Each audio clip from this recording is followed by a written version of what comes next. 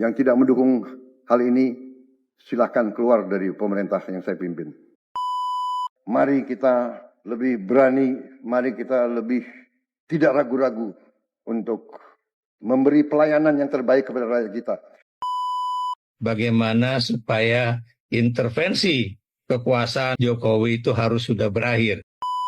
Bahwa Pak Prabowo itu dia itu pemimpin, bukan orang yang bisa diatur-atur oleh orang yang lain. Dia punya gayanya sendiri, punya pemahamannya sendiri, pembaca yang luar biasa. Tidak bekerja keras untuk bangsa dan negara dan rakyat, copot segera. Suruh tinggal di rumah aja, daripada bikin susah kita. Halo teman-teman Perspektifku, waduh gimana nih kabar kalian? Semoga baik-baik saja ya, dan semoga selalu diberikan kesehatan. Seperti biasanya, kalau barengan sama aku di sini, aku mau ngajakin kalian nih untuk mencari info-info menarik apa hari ini yang cocok banget buat dikulik. Dan seperti biasanya juga, tidak usah terlalu banyak babi bu, yuk langsung aja kita tonton videonya. Marilah kita jujur mengakui bahwa birokrasi di kita sangat terkenal ribetnya, sangat terkenal lambatnya. Bahkan ada pembicaraan oleh rakyat kita bahwa birokrasi pemerintah kita sering mempersulit, bukan mempermudah keperluan rakyat. Bahkan ada yang mengatakan kalau bisa dibikin sulit, kenapa dibikin mudah? Ya, ini saya minta menteri-menteri sekarang, mari kita lebih berani, mari kita lebih tidak ragu-ragu untuk memberi pelayanan yang terbaik kepada rakyat kita. Jangan ragu-ragu kalau saudara tidak puas dengan pejabat-pejabat di bawah Anda, laporkan, segera kita ganti. Begitu banyak orang yang mau mengabdi. Tidak ada orang di sini yang kebal, yang tidak patuh, tidak bekerja keras untuk bangsa dan negara dan rakyat. Saudara saya beri wewenang, copot segera. Suruh tinggal di rumah aja, daripada bikin susah kita. Wah, ini waktu sidang Kabinet Perdana ya, yang dipimpin oleh Pak Prabowo Subianto selaku Presiden RI. Wah ini nih, Pak Prabowo langsung di sidang pertama aja sudah tegas banget ngomong kalau misalkan tidak sesuai kerjanya bakal siap mencopot pejabat tersebut gitu loh, tidak segan-segan untuk mencopot jabatan tersebut. Dan tadi sempat mengatakan kalau ya daripada nyusahin mending di rumah aja. Wah ini nih, ini yang katanya ya, yang katanya sebelum Pak Prabowo dilantik itu nanti Pak Prabowo akan diintervensi oleh Pak Jokowi. Apakah hal ini nih yang dimaksud oleh orang-orang itu? Menteri dan Wamen Prabowo bakal dievaluasi tiap 6 bulan, yang kinerja buruk akan diganti. Ini kan yang dikatakan Pak Prabowo tadi, yang kinerjanya buruk akan diganti, yang menyusahkan mending di rumah saja ya. Ini pesan yang sangat tegas dari Pak Prabowo Subianto, yang membuktikan juga kalau apa yang dikatakan oleh orang-orang sebelumnya soal Pak Prabowo akan diintervensi Pak Jokowi itu sangat tidak benar sekali. Sebelumnya memang benar Pak Prabowo itu nurut dengan Pak Jokowi ya, karena memang posisinya Pak Jokowi itu sebagai presidennya. Dan seperti kita tahu kalau sama pimpinan Pak Prabowo itu sangat loyal sekali. Itu sudah jadi karakternya seorang TNI kayak gitu. Karakternya memang seperti itu, dan ketika di TNI pun Pak Prabowo juga pasti seperti itu juga kan. Dari pengakuan orang-orang pun juga seperti itu. Pak Prabowo itu pandai untuk menempatkan posisinya. Ketika sebagai Menhan waktu itu, di mana punya atasan dong pastinya, Pak Prabowo akan loyal 100% ke atasannya. Tapi ketika Pak Prabowo sudah jadi presiden, ya Pak Prabowo akan menempatkan posisinya sesuai dengan jabatannya itu tadi.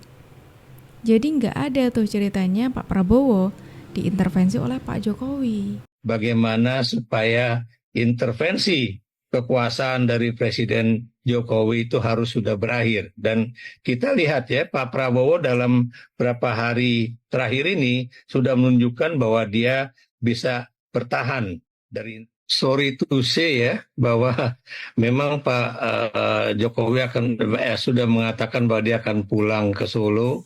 Katanya siang setelah pelantikan atau sore setelah pelantikan, dan akan tutup mulut atau puasa bicara selama 40 hari ya, Tapi lagi-lagi tapi ya, Iya. dalam beberapa kali kejadian ya, apa yang diomongkan dengan apa yang dilakukan oleh Presiden Jokowi itu berbeda. Ya. Ini skeptis Dan sekali ya karena berarti itu, Pak Ikrar udah karena- sangat skeptis.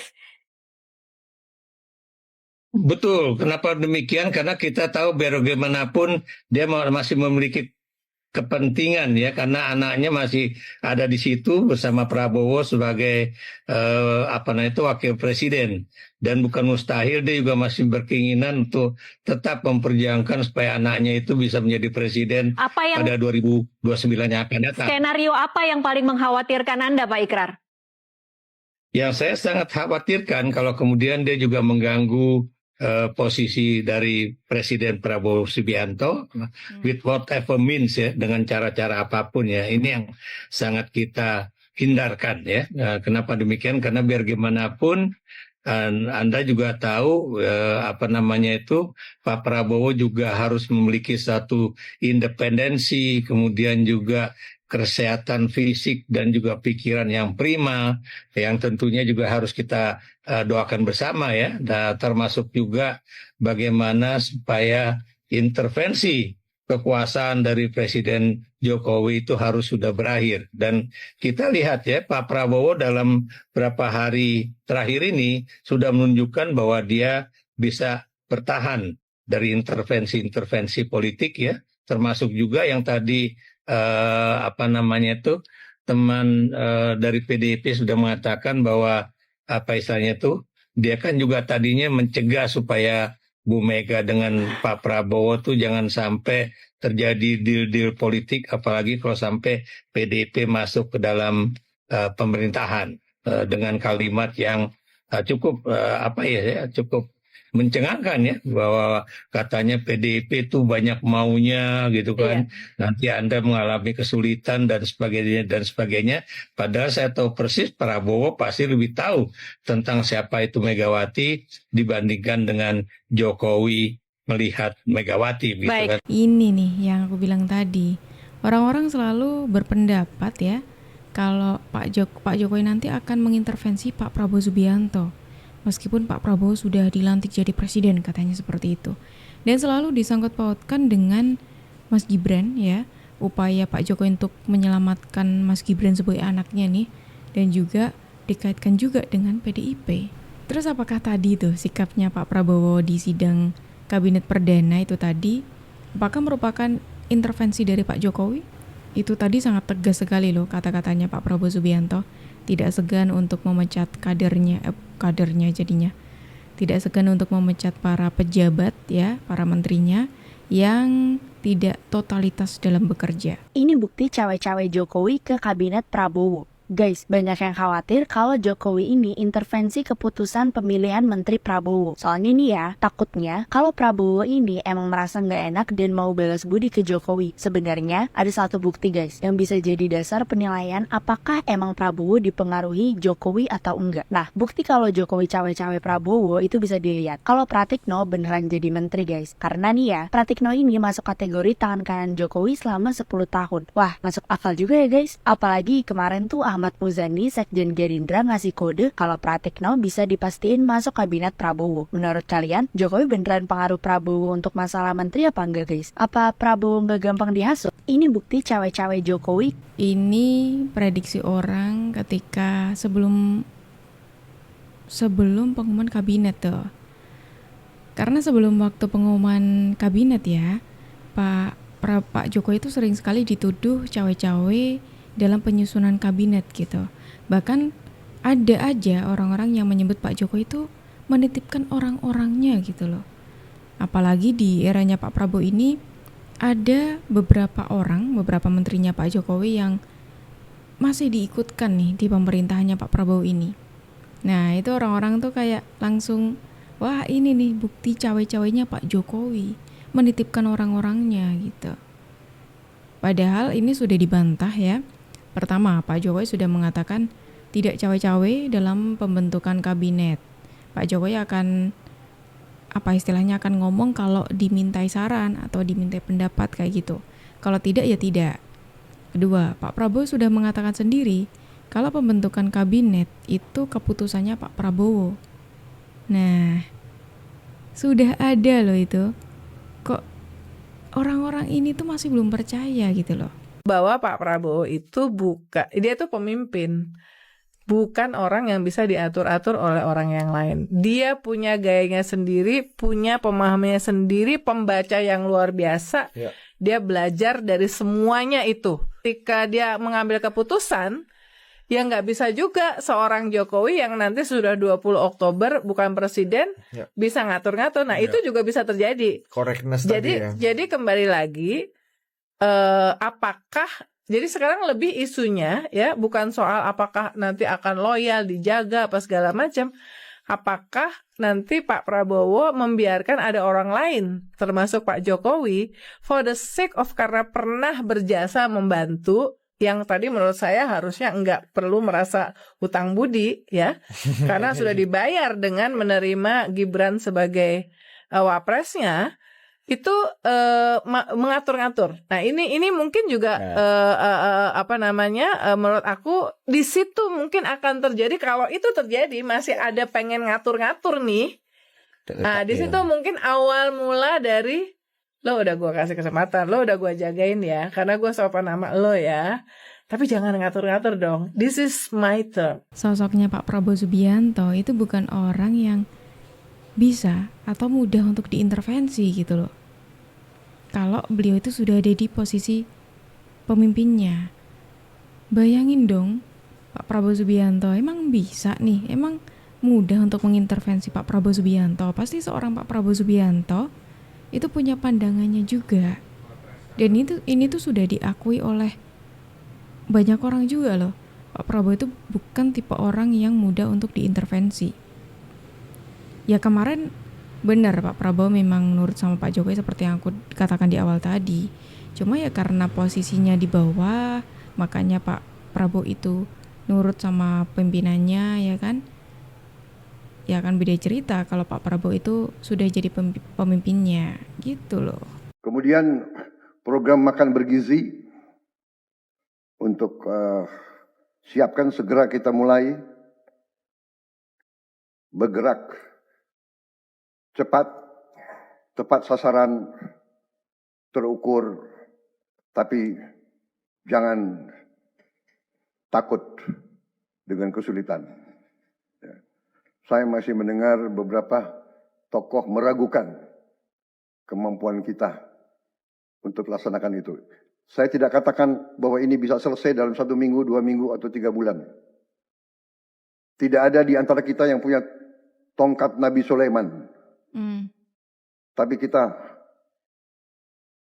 bisa berhitung, kita bisa mengelola, kita bisa alokasi dana, kita bisa kerahkan sumber daya. Dan kita akan mencapai target yang kita tentukan. Saya hakul yakin, saya pertaruhkan kepemimpinan saya. Bagi saya, makan bergizi untuk anak-anak dan ibu hamil ini adalah strategik. Yang tidak mendukung hal ini, silakan keluar dari pemerintah yang saya pimpin. Kita satu tim, harus yakin semuanya. Ini bagian daripada rencana kebangkitan bangsa Indonesia. Tidak segan-segan Pak Prabowo itu akan memecat pejabatnya kalau memang pertama tidak sejalan dan kedua tidak totalitas gitu ya. Tadi kita sudah mendengarkan ketika tidak totalitas ya udah gitu loh. Kalau ini menjadi penghambat mendingan diganti saja gitu.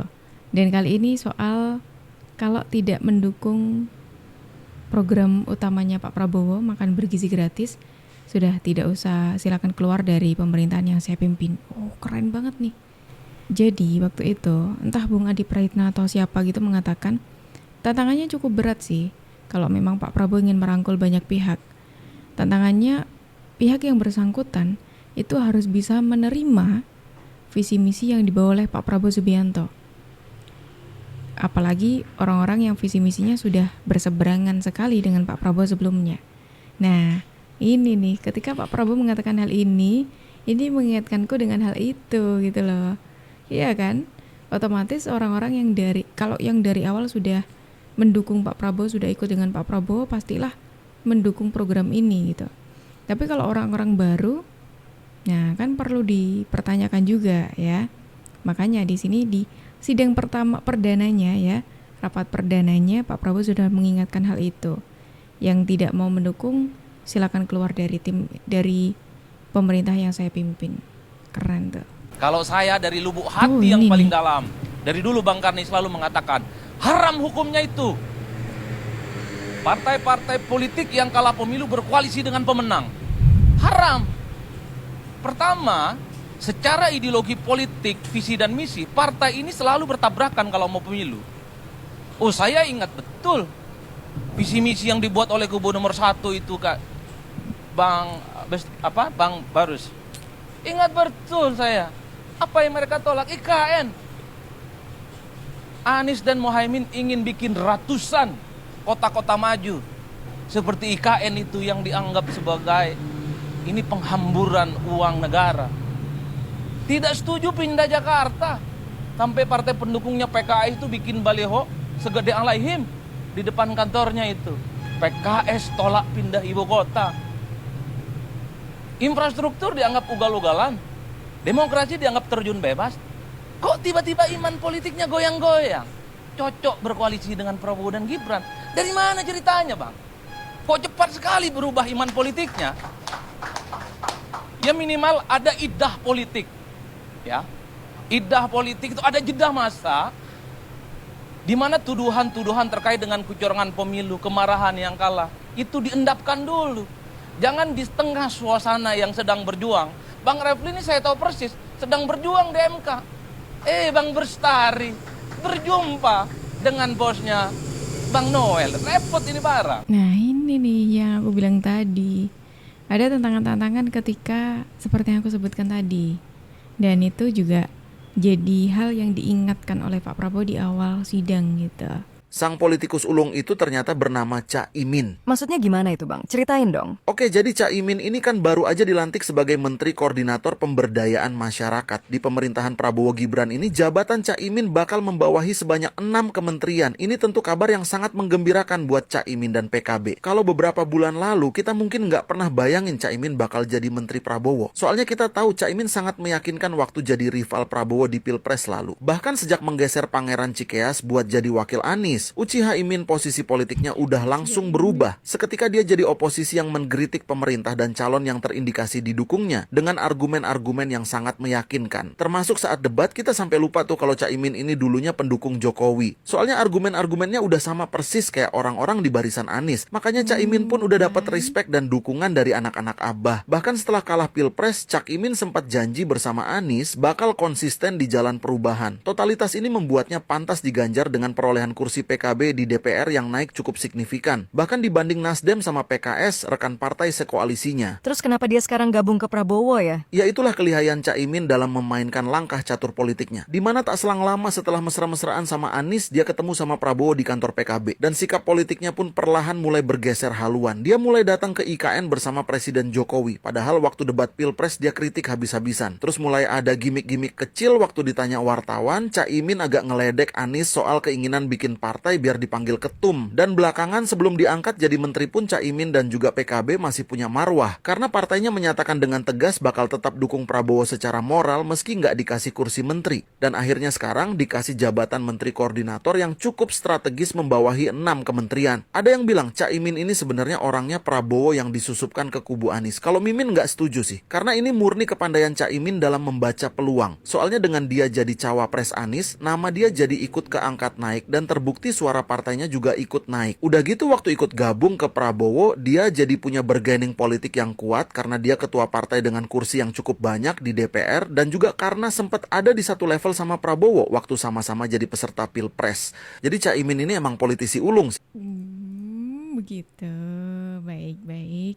Ini ngiketin juga sih. Kayaknya ini bisa tadi apa yang diingatkan oleh Pak Prabowo tadi bisa masuk juga nih untuk Cak Imin. Didukung ya Cak Imin ya, karena sebelumnya Cak Imin ini kan ada di jalan perubahan walaupun sekarang itu sudah satu gerbong dengan Pak Prabowo Subianto gitu. Tapi ya jadi pengingat aja. Harus didukung Cak Imin ya. Kalau tidak didukung ya mendingan keluar saja, begitu. Gimana nih kalau pendapat dari teman-teman semuanya? Yuk langsung tulis di kolom komentar ya. Dan teman-temanku semuanya, terima kasih banyak karena kalian sudah menemani aku dari awal sampai akhir. Sayangnya kita harus akhiri dulu video kita hari ini sampai di sini. Tenang aja, besok insya Allah kita akan ketemu lagi ya. Jadi jangan lupa untuk di klik tombol subscribe-nya supaya kalian tidak ketinggalan info terbaru dari kita. Aku Jup pamit undur diri dulu, sampai jumpa dan terima kasih.